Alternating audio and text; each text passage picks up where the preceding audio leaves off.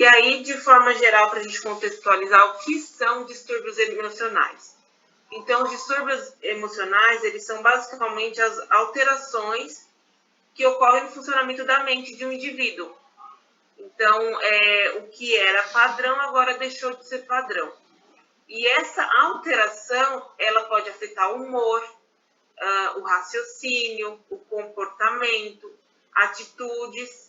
E aí, essas alterações, então, uma pessoa, às vezes, que era mais positiva, ela fica uma pessoa mais pesarosa, com um humor mais triste, então tem essa alteração de humor, o raciocínio. Então, antes uma pessoa que era rápida de raciocínio, está com um raciocínio mais devagar. O comportamento, às vezes uma pessoa que era mais dócil, fica mais agressiva. E aí isso tem uma mudança de atitude. Essas mudanças, elas podem afetar o desempenho, a vida pessoal e profissional. Então, ela acaba afetando ali o convívio, a parte social dessa pessoa. E aí, os distúrbios emocionais em idosos. Pessoal, alguém abriu aí o microfone e está fazendo um pouquinho de eco. Então, vamos àquele combinadinho. Se quiser falar a qualquer momento, vocês podem me interromper, ligar o microfone e falar, mas no decorrer da aula a gente deixa o microfone mutado, tá bom? Obrigada. E aí, os distúrbios emocionais em idosos. Quais são os principais? Então, os que mais afetam os idosos são a depressão, o transtorno de ansiedade generalizado, a bipolaridade, a esquizofrenia e as demências, tá? Então, a gente vai falar dessa vez, vou fazer um pouquinho diferente da outra aula. Na outra aula eu falava sobre a doença e vinha falando sobre os fitoterápicos. Como esses transtornos emocionais, eles acabam tendo uma similaridade entre um e outro. Às vezes a pessoa que tem depressão também tem o transtorno de ansiedade, a pessoa que tem demência também apresenta quadros depressivos. Então, como elas se relacionam, muitas vezes os fitoterápicos que servem para um também servem para outro. Então, eu vou falar primeiro dos transtornos e depois eu vou falando de todos os fitoterápicos de uma vez só, tá? Então, a gente vai mudar um pouquinho a dinâmica hoje. E aí, quais são os fatores desencadeadores? O que pode desencadear esses transtornos? Fatores biológicos e genéticos. Então, hoje a gente já sabe que tem pessoas que têm uma predisposição a ter essas doenças emocionais. Eu participei há um tempo atrás de um estudo como pesquisadora da Universidade Federal de São Paulo. E nesse estudo, eles pegaram crianças, ainda está em andamento esse estudo, eles pegaram crianças desde, se não me engano, 2012, em idade escolar, e começaram a acompanhar essas crianças, fazendo ressonância, fazendo um monte de exame para ver o funcionamento do cérebro, acompanhando a vida social para saber o que estava acontecendo. Então, de 4 em 4 anos, eles retornavam para fazer uma série de perguntas e exames dessas crianças para identificar o que estava acontecendo na mente dessas crianças, para ver se já na idade de adolescência alguma coisa poderia ser identificada na infância, que essa pessoa ia ter algum tipo de depressão, alguma questão emocional, e é uma pesquisa da área da psiquiatria. E aí eu lembro que na época que eu estava participando, na coleta de dados, passou até no Fantástico, que já em algumas análises, alguns dados preliminares, eles viram que algumas alterações identificadas no cérebro dessas crianças se confirmaram com adolescentes que tiveram alguns quadros de depressão, alguns fatores aí que já podia ser identificado na infância. Então, aí a gente já começa a estudar que os fatores biológicos e genéticos têm uma importância. Mas não é só esses fatores. Eles fazem parte desses fatores genéticos e biológicos, tem uma influência importante. Porém, o estilo de vida, tudo que acontece em torno da vida da pessoa tem muita importância também. Então, quais são esses outros? Estresse. Então, uma pessoa que vive numa situação de estresse, a pessoa acha que, ser aposentado, ser idoso, porque aqui a gente está trazendo para o contexto de idoso, a gente não está falando tanto de criança, adulta, a gente já está jogando nessa questão dos idosos. A gente fala, idoso é o quê? Aposentar e viver de boa, passear. Não é, a gente sabe que a realidade não é essa. A aposentadoria, na maioria das vezes, não é o suficiente. Tem muitos idosos que ainda trabalham, que ainda têm algumas atividades e realmente vivem num ambiente estressante. Então, o estresse, esse da vida mesmo, de relações, ele é um fator desencadeador desses transtornos. Experiências de vida, então, pessoas que carregam traumas, abusos, questões que na psicologia sabe que marca a pessoa, que altera, já é um fator desencadeante. Então, pessoa que sofreu algum trauma, algum abuso, é já um fator para desenvolver esses transtornos emocionais. Problemas familiares, então pessoas que vivem num contexto de família desajustada, que tem conflitos entre a família, é um fator. Luto, então a pessoa, e pensando na questão dos idosos, é uma fase da vida que a gente se depara muito com a questão do luto. Porque a maioria das relações que o idoso tem são pessoas com mais idade também, e aí a gente sabe que quanto mais idade, mais presente essa questão do luto está. Então, uma criança, muitas das vezes, ela não tem noção do que é a perda, do que é um luto. Um adolescente é mais difícil. Agora, da vida adulta e para os idosos, isso se torna algo mais comum. E esse luto, ele é normal dentro de um período, e após esse período que a pessoa venceu esse luto, se não for cuidado, ele pode também desenvolver esses quadros, esses transtornos emocionais. Então, o luto, ele é uma questão importante para desencadear. Então, o luto de um companheiro, de um filho, de um neto, de um amigo, é uma questão importante nesses transtornos emocionais. E frustrações. Frustrações, isso é muito comum. Então, dependência. Uma pessoa que foi a vida inteira independente, ia para onde queria, fazia o que queria, chega numa fase da vida que precisa de outro para fazer alguma coisa. Se torna dependente. Não apenas financeiramente, mas às vezes de locomoção, e aí tem essas limitações. Então, antes eu ia, na hora que eu ia em algum lugar. Hoje eu dependo de alguém para me levar. Então, isso causa algumas frustrações internas. Limitações, então, antes eu conseguia limpar minha casa sozinha, hoje eu dependo de alguém. Antes eu conseguia fazer uma atividade que eu gosto, hoje eu já não consigo mais. E muitas das vezes a própria aposentadoria. Então, infelizmente, hoje ainda, as pessoas têm essa mentalidade de que para você ser importante na sociedade, você tem que produzir, você tem que contribuir para a economia. Então, se eu estou trabalhando, eu sou ativa, estou contribuindo para a economia, eu faço parte da sociedade. A partir do momento que eu aposentei, eu já não sou mais relevante. Eu sou um aposentado. Então, infelizmente, ainda tem muito essa visão sobre essa questão. E isso, muitas das vezes, uma pessoa que se aposenta, que trabalhou a vida inteira, ela se aposenta e se vê nessa situação, ela causa uma frustração muito grande. Então, tem muitos casos de pessoas que entram em estado depressivo após a aposentadoria. E falando só sobre isso, por isso é muito importante fazer curso, que nem a gente está aqui nessa oficina de fitoterapia. Então, se antes a maior parte do seu tempo era ocupada por uma atividade remunerada, um serviço, um emprego, já que você se aposentou, colocar outras funções, então, não apenas de trabalho, mas uma função de momento de lazer, de estudo, você ocupar o dia, evita muito que essas frustrações de agora estou parado venham desencadear esses transtornos emocionais dentro da questão da aposentadoria. E aí a gente falou desses fatores desencadeadores, a gente vai falar das principais. A demência, a gente já falou um pouquinho dela na aula anterior, como uma doença crônica, e aí aqui a gente vai falar em outro contexto, mas é a mesma doença. Então, eu não vou entrar em tantos detalhes, que eu já falei na aula passada sobre a demência, e vou falar outros aspectos dela agora.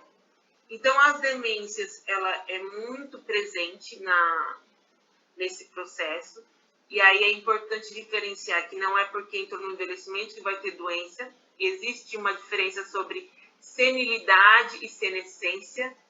Então, existe o envelhecimento sem associação de doenças e existe o envelhecimento com doença. Então, envelhecimento não é sinônimo de doença, mas infelizmente, por conta de vários fatores, muitas pessoas apresentam a senilidade, que é o envelhecimento com doença.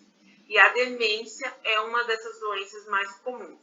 A pessoa ela pode apresentar mudanças no comportamento e humor. Então, é muito comum uma pessoa que nunca falou palavrão na vida, daqui a pouco já começa a xingar, falar palavrão, e você fala, nossa, mas essa pessoa não é assim. Não é a pessoa que do nada virou boca suja, vamos dizer. Mas é uma característica da doença. Existe essa mudança de comportamento, isso tem relação com a alteração que ocorre lá no cérebro dessa pessoa. Então, é importante entender isso. Não é que a pessoa agora é grossa. Não, é uma característica da doença. Tá? Então, a nossa mudança de comportamento, então a parte sexual fica mais aflorada. Então, eu já fiz trabalho voluntário que eu ia em asilo e muitos dos idosos ali na verdade não é mais asilo que se fala, esses lares, né, de idosos, ILPI, Instituição de Longa Permanência de Idosos, e muitos idosos nessas instituições vão para lá porque a família já não consegue mais cuidar por conta de demências. E aí isso é muito nítido, a questão sexual aflorada. Então, não é que a pessoa é safada, é tarada, faz parte da doença. Então, já era uma orientação, quando a gente fosse conversar, dialogar com algum idoso, não chegar muito perto, porque alguns agarravam os nossos seios, tinham umas situações assim, mas a gente entende que é por conta da doença. Apresentar quadros depressivos e de ansiedade. Aí é interessante a gente entender, existe a depressão e a ansiedade, e existem quadros depressivos de depressão e ansiedade. A depressão e a ansiedade, doença, ou transtorno emocional, a pessoa tem realmente essa doença, precisa ser tratado com medicamento, enfim, e é algo que está ali presente. Quando a gente fala que a pessoa tem quadros depressivos, é um momento. Então, a pessoa que tem demência, em alguns momentos, ela vai apresentar sintomas depressivos ou de ansiedade. Então, ela tem um quadro, não é que ela tem depressão e ela tem ansiedade. Ela tem um quadro e em algum momento ali dentro dessa doença, ela vai ter os sintomas de depressão e de ansiedade, tá? Então, por isso que aqui a gente fala quadros depressivos e de ansiedade. E algumas alterações de comportamento e humor são apatia, então uma pessoa que antes era envolvida com as coisas, agora ela não tem mais vontade de participar de nada. Dores inexplicáveis, então ela começa a se queixar de muitas dores, vai no médico e não... mas não é nada. Mas ela fica se queixando dessas dores. Irritabilidade, tudo incomoda. Mudança de humor, medo, às vezes um medo irracional, e pensamentos negativos. Então, nos idosos, a demência ela acaba apresentando bastante dessas alterações de comportamento e humor. E a principal demência, 90% das demências, é o Alzheimer. Então, o Alzheimer ele é uma demência que, na maioria dos casos, é o tipo de demência que mais afeta os idosos. E ela vai afetando por partes. Então, o nosso cérebro é dividido em partes, e uma parte é responsável pela emoção, outra parte é responsável pelo raciocínio, outra parte é responsável por parte de artes, de parte mais abstrata. Então, cada parte do nosso cérebro tem uma função, e a demência ela vai afetando por partes. A primeira parte que ela afeta, normalmente, é a memória. Por isso, normalmente, a gente associa muito o Alzheimer com memória. Mas, à medida que ela vai evoluindo, ela vai afetando outras partes e tendo esses outros sintomas. Então, ela afeta também a parte da emoção, a pessoa acaba tendo alteração de humor. Ela afeta a parte de raciocínio lógico, então a pessoa não consegue mais pensar contas, pensar de uma forma mais lógica. E aí ela vai afetando parte por parte até afetar a pessoa, o cérebro da pessoa por um todo. Então, essa é a parte de demência. Ou aí, no caso, é a depressão em si, não um quadro de depressão. Então, a depressão, normalmente, ela é muito conhecida pelo quê? Desânimo e tristeza sem motivo, sem um motivo específico. Então, a pessoa está extremamente desanimada e triste. No caso dos idosos, a gente viu naquele outro videozinho que não é só essa tristeza, não é, realmente no idoso, não é a questão dele se trancar no quarto e ficar ali triste, não querer ver ninguém, falar com ninguém. Às vezes o idoso, ele está ali no meio da família, só que a apatia, a mudança de comportamento, a falta de vontade de fazer coisas que antes ele fazia, já pode ser um sintoma dessa depressão. E a depressão a gente pode dividir de duas formas nesse caso. A reativa, que ela tem uma curta duração por alguma situação temporária. Então, foi que nem eu falei na questão do luto. Perdi alguém, nossa, é normal ficar triste, desanimado, vir questões na sua mente. Então, desenvolver uma depressão reativa, por exemplo, mas ela é por curto prazo. Ela ocorreu uma situação que ocasionou essa depressão, porém ela tem um início, um meio e um fim. Lógico, de todas as formas precisa de um acompanhamento, né? De psicólogo, dependendo do caso, psiquiatra, para tratar, para a pessoa não ficar presa e isso virar uma depressão prolongada. E a depressão prolongada, ela realmente é isso, algo que perdura por um longo de tempo e acaba interferindo na vida diária. Porque uma coisa é a pessoa ter uma reação, uma depressão reativa em relação a uma situação temporária, passar por aquele momento de depressão, depois ela melhorar e seguir a vida. Outra coisa é ela viver nesse looping de depressão. Então, às vezes ela está bem, daqui a pouco ela não está bem de novo, e isso vai interferir na vida diária, nos relacionamentos, nas atividades. Então, essa depressão prolongada, ela é mais preocupante, vamos dizer. Mas uma depressão reativa que não foi cuidada, não foi procurado um tratamento adequado, ela pode virar uma depressão prolongada também. E aí, quais são um dos principais sintomas, né? Nos idosos é o sofrimento, então uma pessoa que se queixa muito, inapetência, a falta de vontade de se alimentar, queixas clínicas, então a pessoa se queixa muito de dores, de problemas que às vezes não é realmente um problema que ela tem físico, e a apatia, que é a falta de participar das comunidades. Oi, boa tarde. Quer falar alguma coisa? Não? Não, que eu consegui entrar agora, só para dizer que eu estou por aqui. Tudo bem, sem problema. E a apatia, porque ela fica mais apática.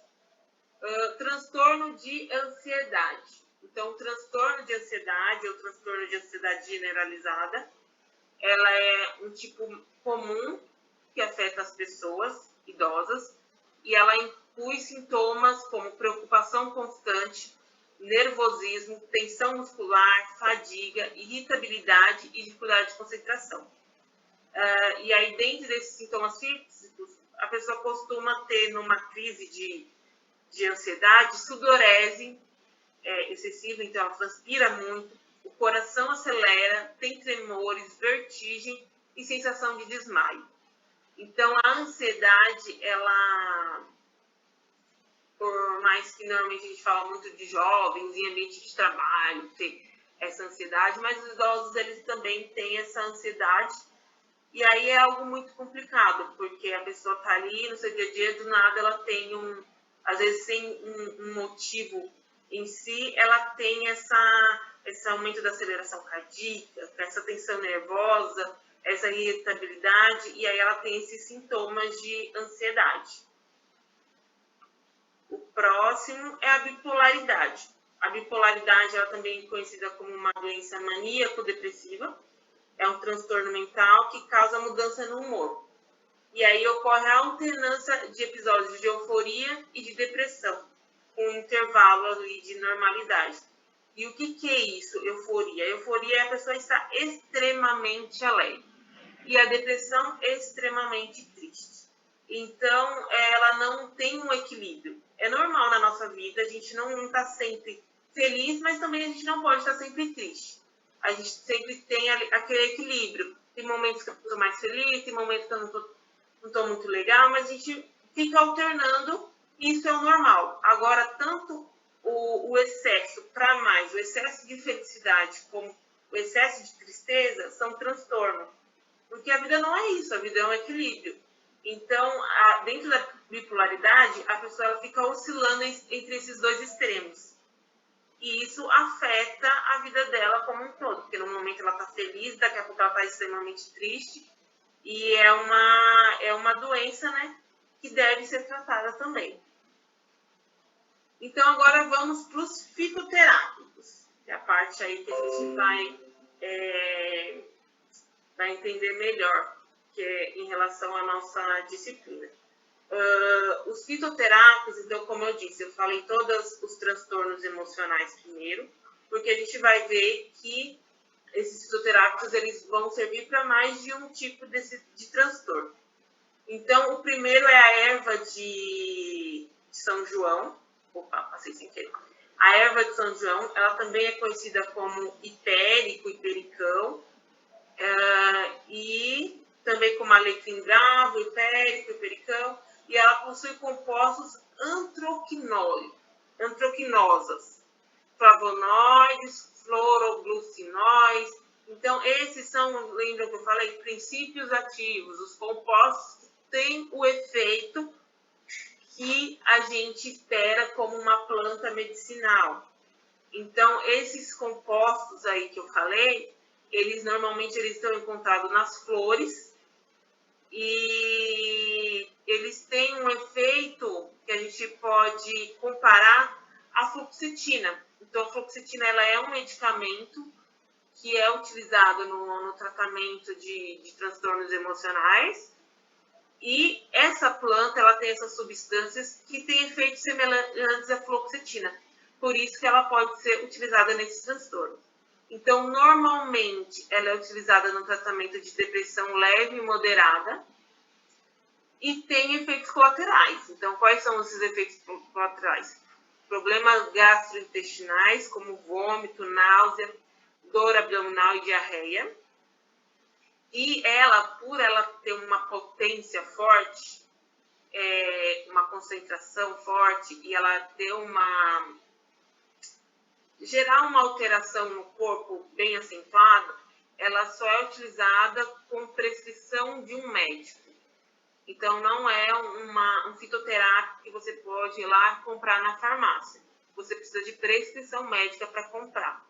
Até porque ela tem um risco de hepatotoxicidade. O que é a hepatotoxicidade? Ela pode ter um efeito tóxico no nosso fígado. A maioria dos medicamentos ou muitas plantas medicinais que a gente utiliza, ela tem um efeito no corpo e ela passa pelo fígado. E quando tem acúmulo ou excesso no fígado, ela pode gerar um efeito tóxico no fígado. Então, por isso que ela precisa ter um controle do que a quantidade que vai usar, ser prescrito pelo médico dentro do tratamento que a pessoa faz. Lembrando que todos os fitoterápicos que eu vou falar aqui é o mesmo esquema que eu falei das doenças crônicas.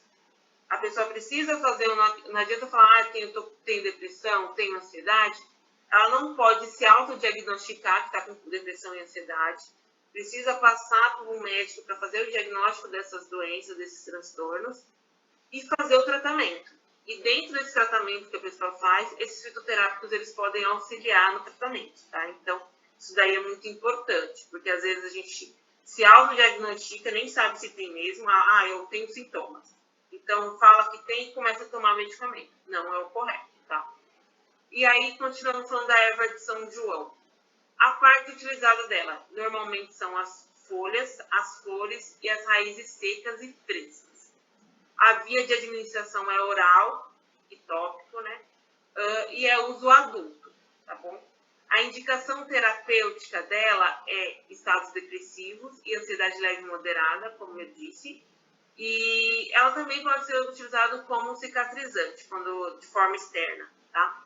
É contraindicado para gestante, lactantes, né, para quem amamenta, e para crianças abaixo de 6 anos.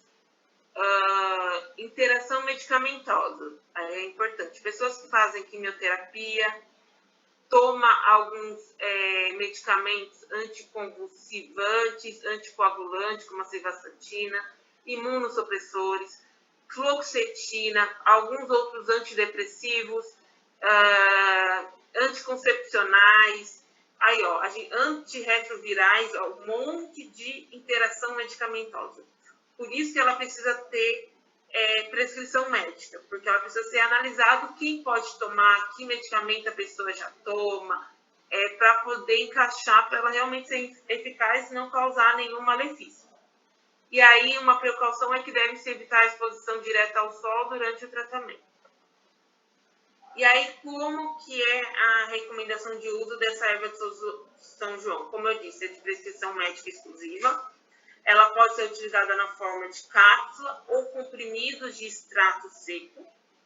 E aí, como ela tem várias substâncias, normalmente tem a dosagem de cada substância dela. Então, 0,9 a 2,7 miligramas de hipericinas, que é uma das substâncias que tem nessa planta, e tomar uma cápsula de 300 miligramas 3 vezes ao dia. Então, normalmente ela é recomendada ser usada dessa forma.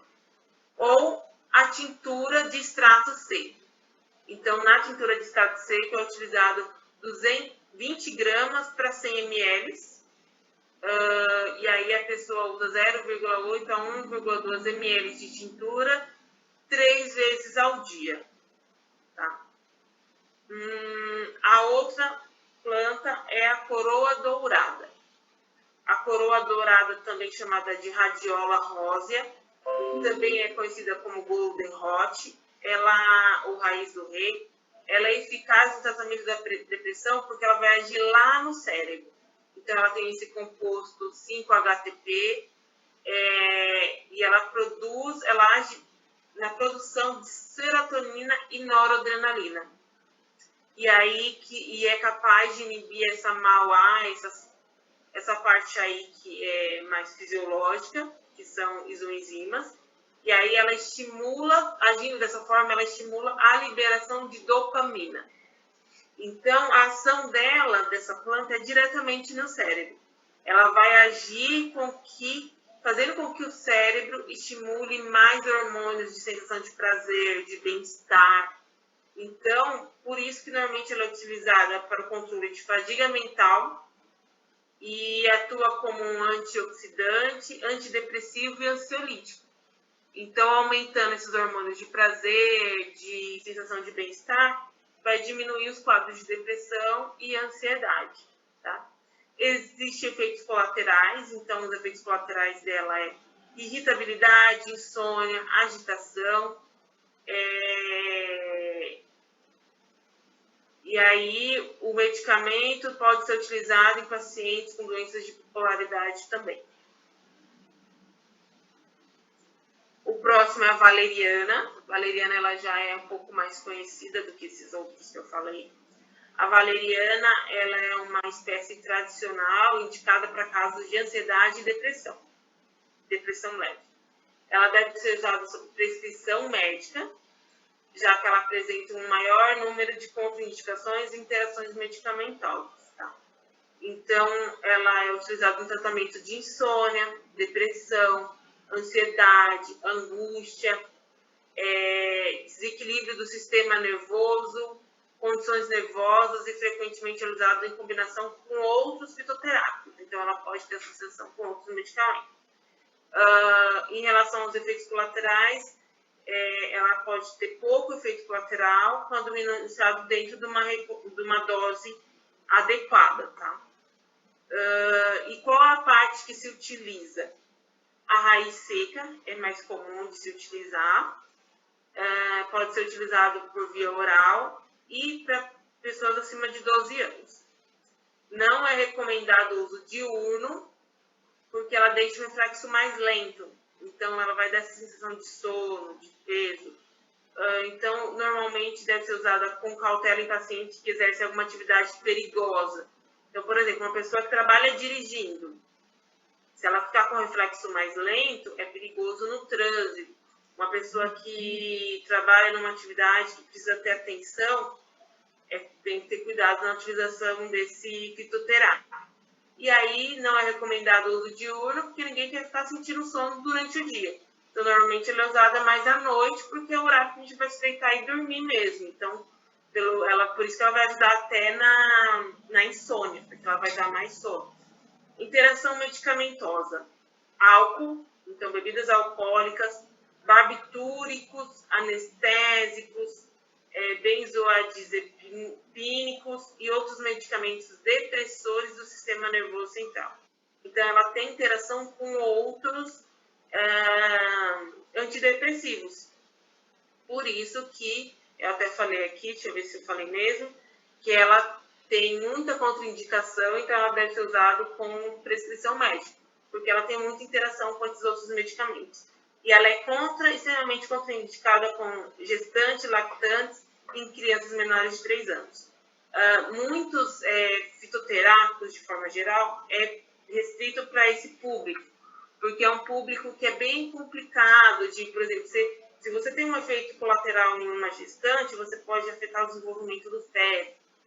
Se você tem um efeito colateral numa pessoa que amamenta, alguma substância pode ser passada pelo leite para o bebê. Então, e crianças também, normalmente são grupos que a maioria dos medicamentos tem contraindicação, porque é até difícil se fazer testes para avaliar efeitos nesse grupo, porque é um grupo que, para ser aprovado fazer alguma pesquisa com esses grupos, é muito difícil, por conta do risco de malformação, de afetar o desenvolvimento, enfim. E aí, continuando falando da valeriana, como eu disse, prescrição médica para ser utilizado. E a forma de utilizar é o quê? Cápsulas ou comprimidos do extrato seco. E aí tem aqui o composto que vai nesse extrato, né? Tomar uma cápsula de 100 miligramas por dia antes de dormir, por 2 a 4 semanas. Associado de melissa, então ela pode ter associação com outros, que eu falei. Então, pode ser um medicamento feito com a valeriana e a melissa junto. E aí ela pode auxiliar na síndrome de abstinência pela retirada de benzodiazepínicos. Então, alguns antidepressivos, eles causam dependência. E quando a pessoa fica dependente, dificilmente ela consegue largar. Então, ele pode ser utilizado para tratar isso. Então, quando a pessoa retira esse medicamento, coloca-se a valeriana e a melissa para amenizar essa síndrome de abstinência, a pessoa poder deixar de utilizar esse outro medicamento.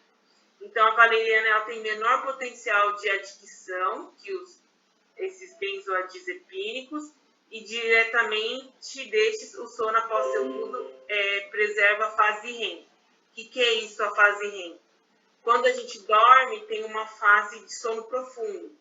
E é nessa fase de sono profundo que o nosso corpo realmente descansa. Se uma pessoa ela não entra nessa fase REM, ela dormiu, mas ela não descansou realmente, porque ela não entrou nessa fase profunda do sono. Então, pessoas que têm problema de insônia, que dorme e fica acordando durante a madrugada, tem aqueles sonos perturbados, dificilmente ela entra nessa fase REM. E aí a melissa junto com a valeriana, elas vão ajudar a preservar essa fase REM, que a pessoa realmente vai descansar no sono. A dose máxima diária é 4 vezes ao dia. Pode ser preparado a decocção, então aí já, esses primeiros eu estava falando dos comprimidos, agora eu estou falando do uso da planta.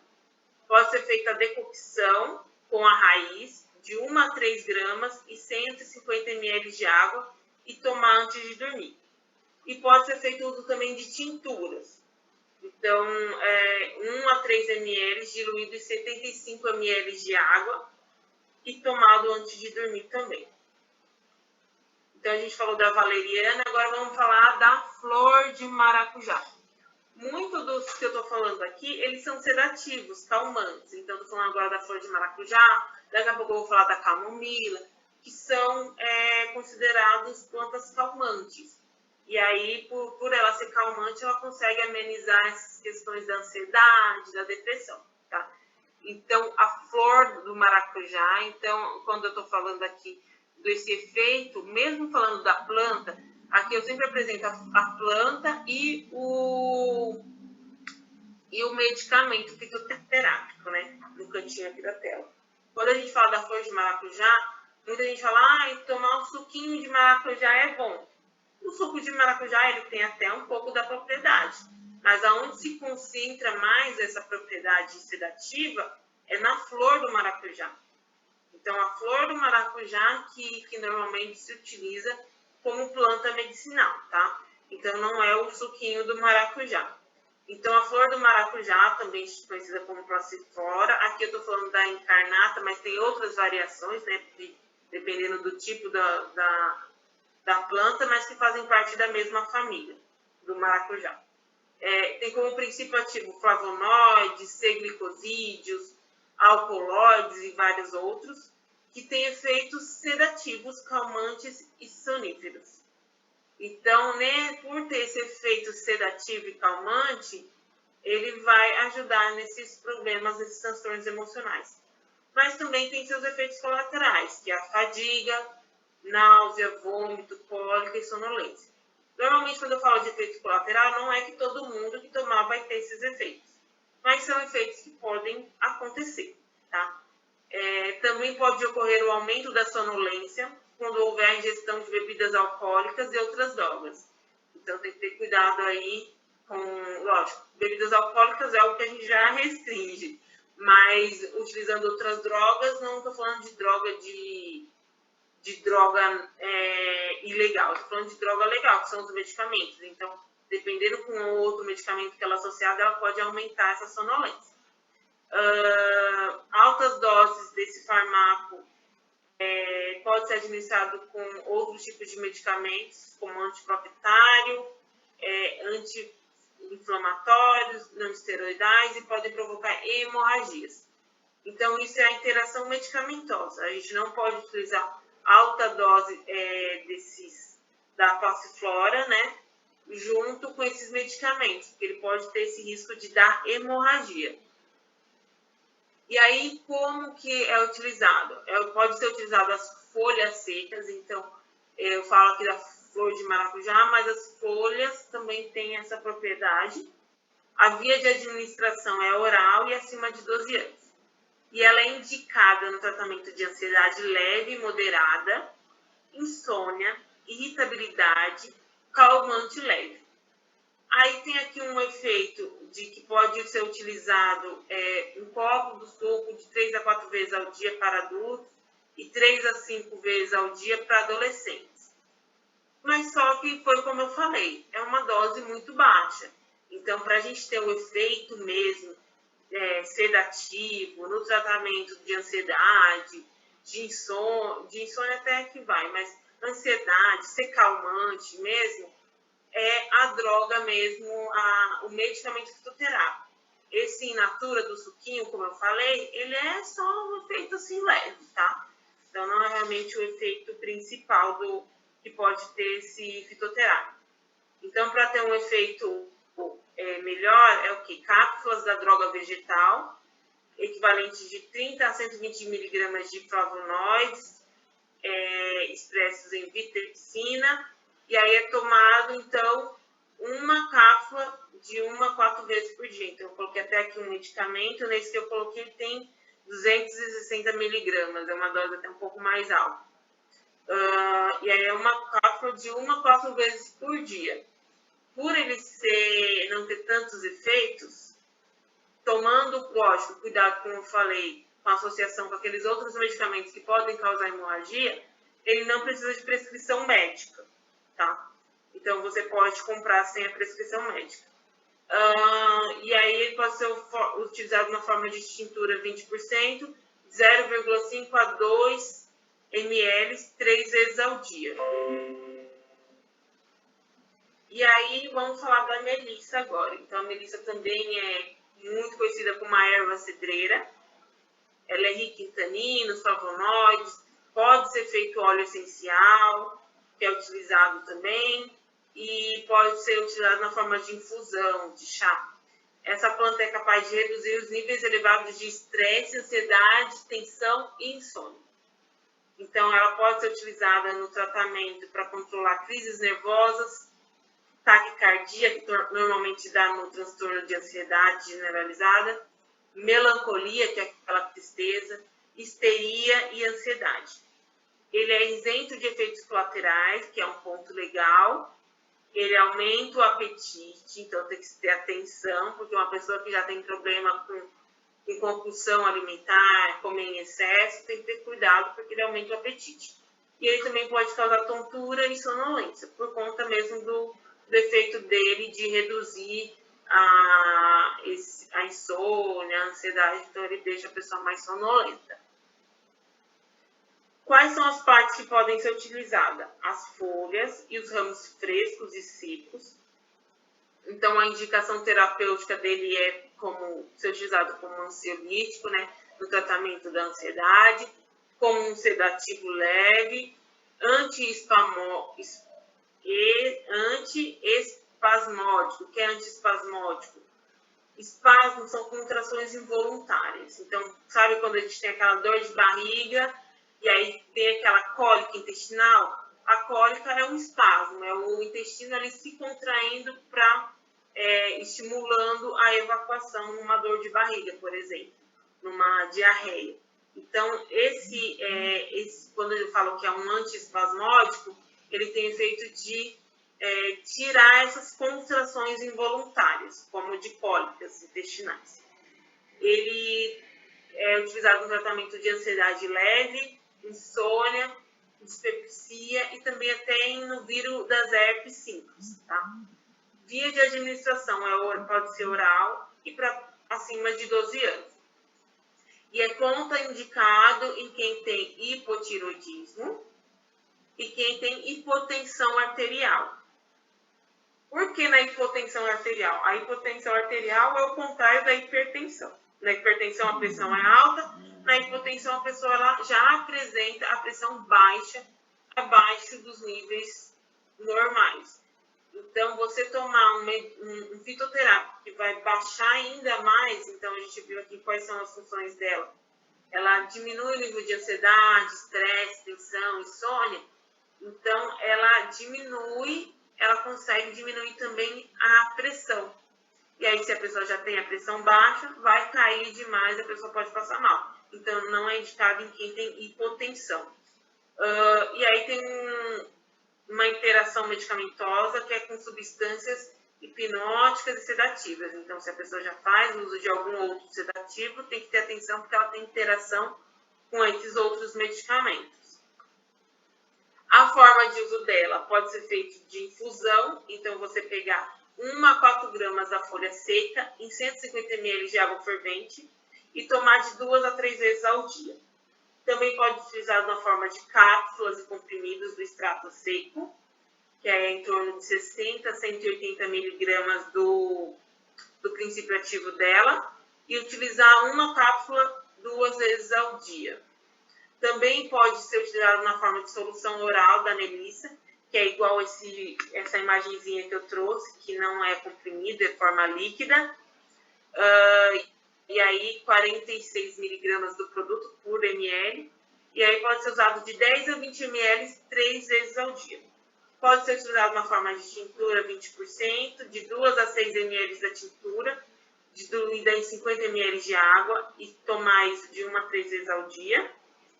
E aí também, como uma dose mais alta também, ela pode ser utilizada uma cápsula de 500 miligramas 2 vezes ao dia, dependendo do caso que ela vai ser administrada, tá? O próximo é o cava-cava. Deixa eu correr que tá dando meu horário. O cava-cava, ele é conhecido também como Piper, né, que é o nome científico dele. E aí ele atua no sistema nervoso central.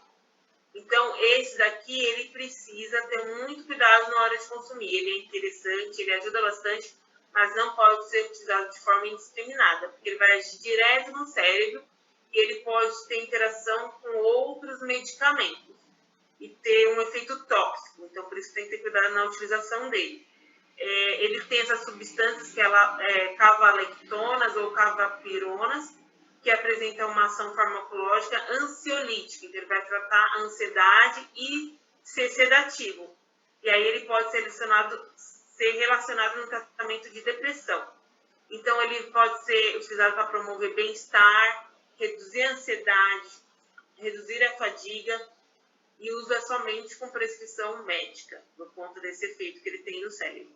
Ele tem efeitos colaterais, que são reações alérgicas, queixas gastrointestinais, dor de cabeça, tontura, alterar a pigmentação na pele, fadiga de manhã, né, a fadiga matinal, principalmente se for utilizado de forma prolongada.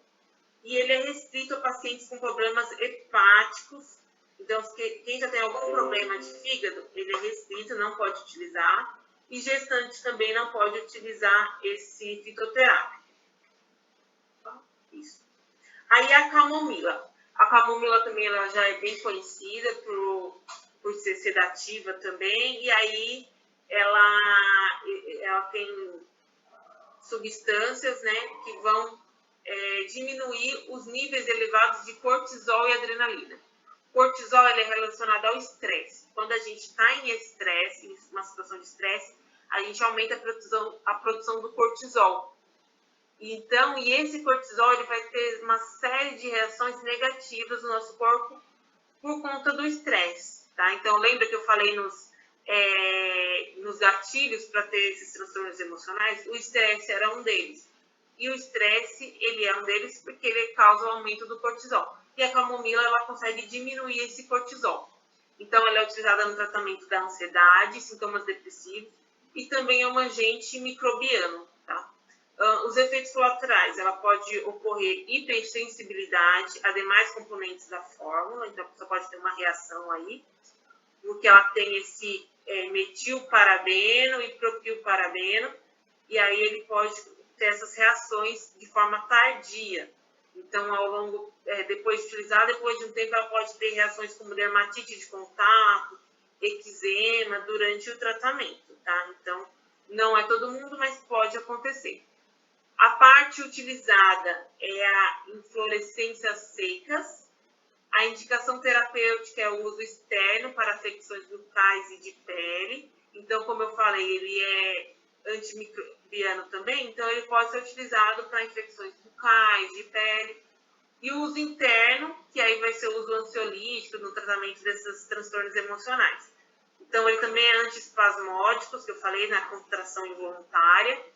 Ansiolítico, vai diminuir a ansiedade, e sedativo leve. Então, ele pode ser utilizado de forma oral e tópica. Adulto e infantil acima de 12 anos. Para criança de 2 a 12 anos de idade, ele pode ser utilizado, mas uma dose baixa. 1/4 da dose que é utilizada em adultos. Então, nesse caso, ainda pode ser utilizado em criança. Mas aí, lembrando, de 2 a 12 anos, gente. Essa história, antigamente, se dava muito chazinho de camomila na mamadeira para criança. Primeiros 6 meses de vida, a criança não tem que tomar água, o bebê não tem que tomar chá, porque é aleitamento exclusivo, tá? Então, muitas vezes era administrada a camomila para acalmar a criança, para falar que melhorava a cólica, para crianças que tinham muita cólica. Não se utiliza, é para crianças acima de 2 anos a 12 anos de idade, tá bom? A precaução deve evitar o uso próximo do almoço e jantar, porque tem relatos, não é comprovado ainda, mas pode ser. Então, se pode ser, a gente já evita. Interferência na absorção do ferro. Então, usar próximo das principais refeições, que são refeições que têm bastante ferro, não é recomendado por conta disso. Tem efeito emético em altas doses. Emético é aquela sensação de vômito. Vinha aquele negócio para você, aquela sensação de vomitar, tá? Então, em altas doses, ela pode dar isso. Interação medicamentosa, varfarina, estatinas, contraceptivos orais e quem está em tratamento de radioterapia. Ela pode ter interação medicamentosa com esses medicamentos, então, quem faz já uso desse medicamento tem que ser analisado se realmente é interessante utilizar a camomila ou não. Como que ela pode ser feita? Infuso.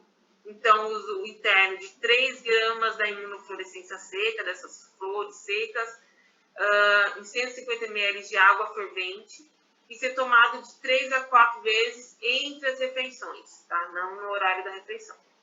Uso externo de 6 a 9 gramas da imunofluorescência seca, né, das flores, e 150 ml de água fervente para bochecho e gargarejo, para tratar feridas na boca, enfim. 3 vezes ao dia. Ou 30 a 100 gramas da droga vegetal, então quando você compra, em 1000 ml de água para preparo de compressa, tá bom? Quando for fazer compressa. Na forma de cápsula, 300 miligramas por dia, dividido em duas vezes, tá? A tintura 10% também pode ser utilizada e também pode ser utilizada em creme, loção, pomada, que tenha ela numa área afetada, tá bom? E também tem o spray de camomila ou gel de camomila, que pode ser utilizado 2 jatos, 6 vezes ao dia ou até 8 vezes ao dia. Então, essas são as formas de uso da camomila. Eu trouxe aqui rapidinho, a gente ainda tem 7 minutos, um artigo, que é legal, acho legal trazer trabalhos, né?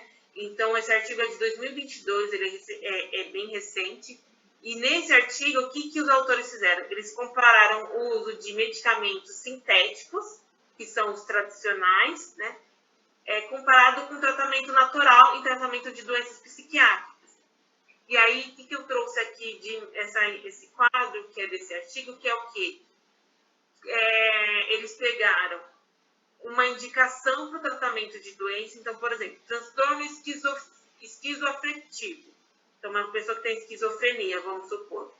Então, dentre os medicamentos que são utilizados para essa doença, esse transtorno, qual medicamento fitoterápico pode ser utilizado e mostrou ter um efeito legal no tratamento dessa doença comparado com o efeito do medicamento tradicional. Então, por exemplo, no caso desse transtorno esquizoafetivo, o canabidiol, que é uma substância derivada que a gente conhece como a maconha, mas só a parte boa, vamos se dizer, o canabidiol ele tem um efeito semelhante aos outros medicamentos do tratamento desse transtorno. Aí um outro, transtorno, não só o canabidiol, o extrato de ginkgo biloba, não, esse aqui é só o canabidiol. Aí depois o transtorno afetivo bipolar e o TEA, né, que é o espectro autista.